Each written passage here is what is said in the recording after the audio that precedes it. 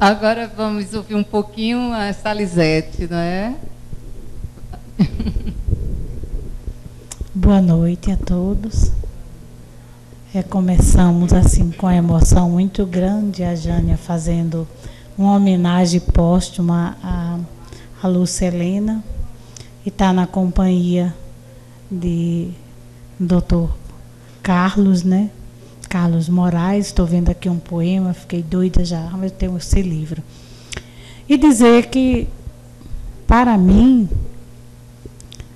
estar entre pessoas que gostam de literatura já é despertar um pouco da poética, do próprio contraste da vida.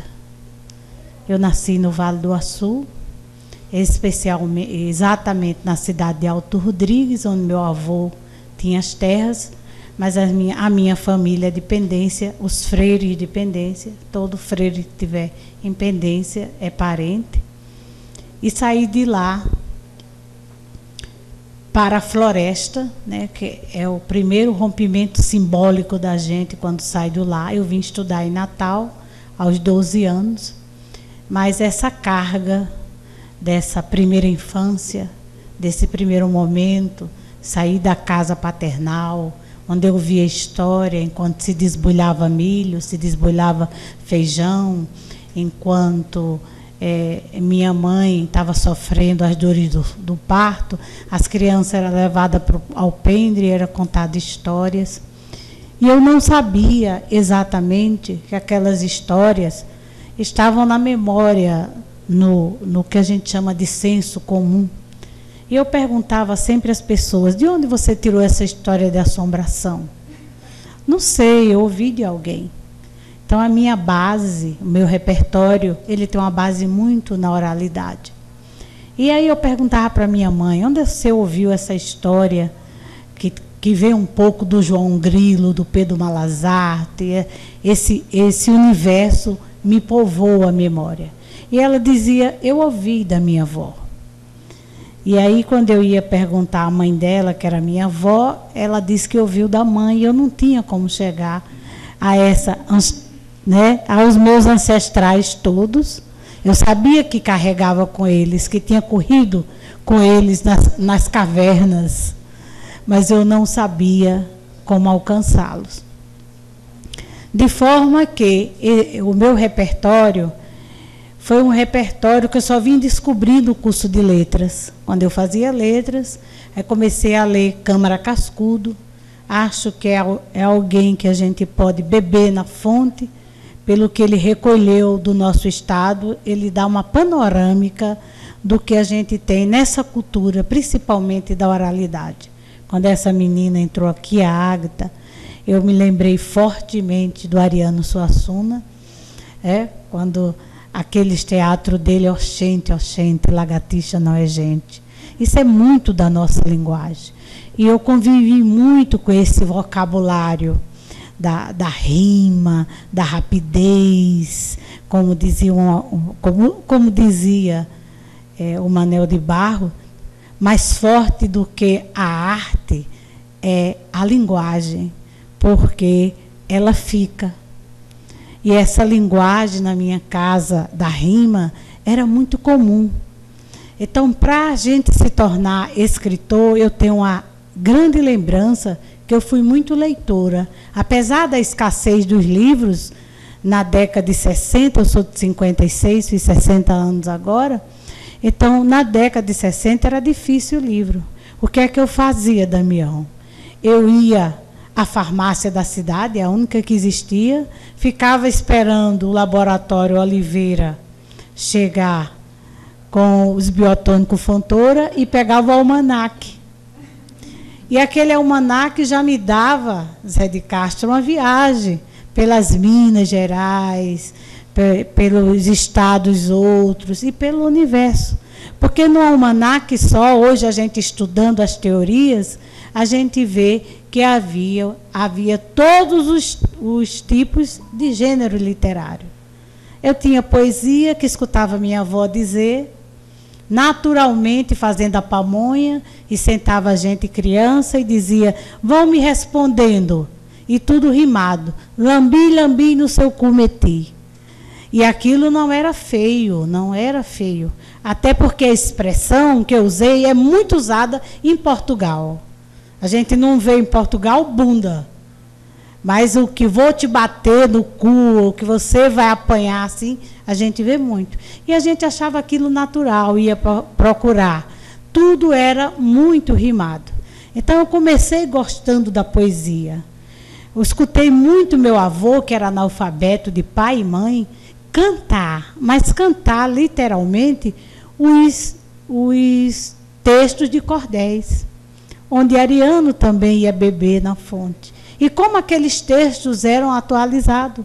Eles falavam da doença da época, das separações dos casamentos famosos, eles falavam das moças que fugiam, que nessa época era um contexto. Então eu fico muito assustada quando alguém que escreve faz uma colocação tão grosseira como Leonardo fez em Paraty. Porque antes de você escrever, você é leitor. E tem mais, assim que a gente termina, que arreia o lápis, hoje não, que bota o ponto lá no computador, você já é leitor. Escrever é um transe. Não no sentido que você capta do cosmos, mas no sentido que você se deita, se debruça sobre as suas memórias. Então, o que eu carrego é uma memória do meu mundo fantástico. O meu primeiro livro, escrito pela Paulinas, primeiro eu quero abrir um parênteses para dizer que eu comecei ganhando a vida, no sentido de poder ir a um cinema, comprar uma bala, contando histórias. Eu ouvi essas histórias em casa, depois descobri, por isso que eu falei no Câmara Cascudo, que essas histórias estavam todas recolhidas e na obra completa do Câmara Cascudo. Então, ele foi quem recolheu da memória de meus avós, de meus parentes, dos meus ancestrais. Mas estavam registrados em Câmara Cascudo. E os meus pais não tinham acessibilidade a isso, mas tinham acessibilidade àquele senso comum. Então, o meu repertório foi formado por isso. Então, como era de uma família extremamente humilde, o pai tinha que trabalhar naquelas salinas em Macau e voltar no final de semana, eu pegava o almanaque e eu lia lá as adivinhações também em rimas, um pouco do horóscopo, as parlendas e um conto do Monteiro Lobato. Aí eu comecei a me apaixonar pelo Monteiro Lobato. Tinha um sonho de conhecer o Monteiro Lobato, fui olhar que ele tinha a data que ele tinha nascido e se ele já tinha morrido. Isso passou a ser um objeto de especulação da minha vida. E um dos contos do Lobato que me chamou muita atenção deu o nome ao maior prêmio de literatura no Brasil, que é o jabuti. O jabuti é um animal que anda lentamente, mas ele tem um ângulo de visão de 180 graus, porque ele vai aqui e volta. E a dona Onça manda avisar, está lá em Lobato, que quem quisesse visitá-la, fizesse pressa, fizesse carreira, porque ela estava de cama e ela não saía mais daquele quadro de enfermidade. E todos os animais voaram, correram, da maneira que podia, se arrastaram. E o seu jabuti foi o último a chegar. Quando ele chega na toca da onça, ele tem uma observação nítida de uma coisa. Só tinha rastro entrando, não tinha nenhum rastro saindo. Nessa capacidade de observação, ele disse, diabo é quem entra aí. Esperou um pouco e o urubu já vinha, que já estava no prazo dela estar no ponto do urubu pegar. O urubu chega, ele diz, compadre urubu, você pode dar um recado à dona onça? Aí ele falou, sim, pois não. Você diz a ela que Jabuti veio, mas ele está aqui do lado de fora rezando.